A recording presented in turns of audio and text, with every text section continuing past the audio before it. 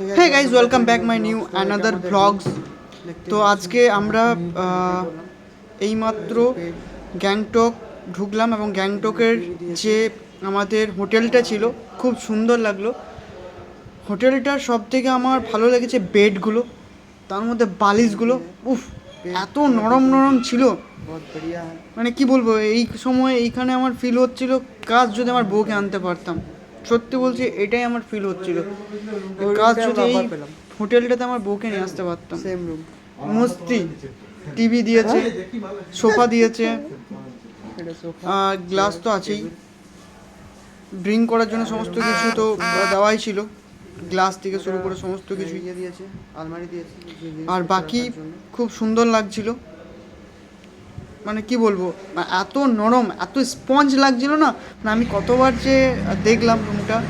আর এটা হচ্ছে একটা মুভি বেরিয়েছিল ফাইনাল ডেস্টিনেশন, সেই মুহূর্তে এটা হচ্ছে বাজরা স্টেশন। আমরা এটা একটা হোটেল, এটাও বিশাল বড় হোটেল।